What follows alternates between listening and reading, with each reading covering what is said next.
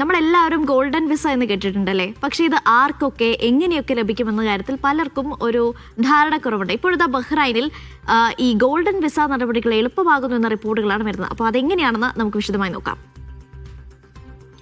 സാധാരണഗതിയിൽ ഈ ഗോൾഡൻ വിസയ്ക്ക് അപേക്ഷിക്കുന്ന സമയത്ത് അതിനൊരു റിയൽ എസ്റ്റേറ്റ് നിക്ഷേപ പരിധി ഉണ്ടാകാറുണ്ട്. ആ നിക്ഷേപ പരിധി ഇപ്പോൾ കുറച്ചിരിക്കുകയാണ് ബഹ്റൈൻ. അതിൽ തന്നെ റിയൽ എസ്റ്റേറ്റ് മേഖലയ്ക്ക് കൂടുതൽ ഉണർവേകുക അല്ലെങ്കിൽ അതിനെ ശക്തി പകരുക എന്നുള്ളതാണ് അധികൃതർ ഇതിലൂടെ ലക്ഷ്യമിടുന്നത്. അതേസമയം തന്നെ വിദേശ നിക്ഷേപകരെ കൂടുതൽ ഈ ഗോൾഡൻ വിസ കാര്യങ്ങളിലേക്കൊക്കെ എത്തിക്കുക അല്ലെങ്കിൽ അവരെ ഇതിനാകർഷിക്കുക എന്നുള്ളതാണ് അതിലെ പ്രധാനമായ ഒരു ലക്ഷ്യമായി കാണുന്നത്. ഇതിലെ ഈ നിക്ഷേപ പരിധി കുറച്ചതിനെ കുറിച്ച് പറഞ്ഞല്ലോ. അപ്പോൾ അതെങ്ങനെയാണെന്ന് നോക്കാം. ഇതുവരെ 2 ലക്ഷം ബഹ്റൈൻ ദിനാറാണ് ഉണ്ടായിരുന്നത് ഈ ഗോൾഡൻ വിസയ്ക്ക് അപേക്ഷിക്കുന്നവർക്ക്. ഇപ്പോൾ അത് 1.30 ലക്ഷം 1,30,000 ദിനാറായി കുറച്ചിരിക്കുകയാണ്. ഏതാണ്ട് 70,000 ദിനാറിന്റെ കുറവാണ്, ബഹ്റൈൻ ദിനാറിന്റെ കുറവാണ് അവിടെ വന്നിരിക്കുന്നത്. പലർക്കും ഒരു ആശ്വാസകരമായ കാര്യമായിരിക്കും ഇത്തരത്തിൽ ഗോൾഡൻ വിസയ്ക്ക് വേണ്ടി അപേക്ഷിക്കാൻ ആഗ്രഹിക്കുന്നവർക്ക്. അപ്പോൾ ഇത് ആർക്കൊക്കെയാണ് ലഭിക്കുക എന്ന് നോക്കാം. ഒന്നാമതായി പറഞ്ഞതുപോലെ തന്നെ റിയൽ എസ്റ്റേറ്റ് നിക്ഷേപകർക്കാണ് ഇതിന് അപേക്ഷിക്കാനുള്ള അവസരമുള്ളത്.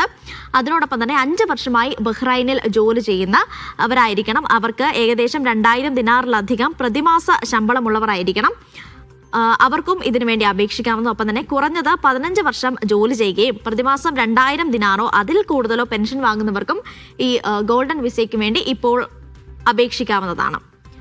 പിന്നെ രാജ്യത്തിന് പുറത്തുള്ളവരാണെങ്കിൽ പ്രതിമാസ പെൻഷൻ 4,000 ബഹ്റൈൻ ദിനാറോ അതിൽ കൂടുതലോ ഉള്ളവർക്കും ഗോൾഡൻ വിസയ്ക്ക് വേണ്ടി അപേക്ഷിക്കാം.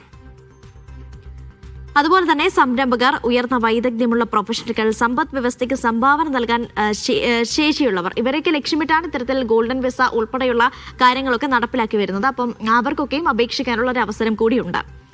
ഇനി ഈ ഗോൾഡൻ വിസയുടെ നേട്ടങ്ങൾ എന്തൊക്കെയാണ്, അല്ലെങ്കിൽ ഇതിന് അപേക്ഷിച്ച് ഗോൾഡൻ വിസ ലഭിക്കുന്നവർക്ക് എന്തൊക്കെ നേട്ടങ്ങളാണ് ലഭിക്കാൻ പോകുന്നത് എന്ന് നോക്കാം.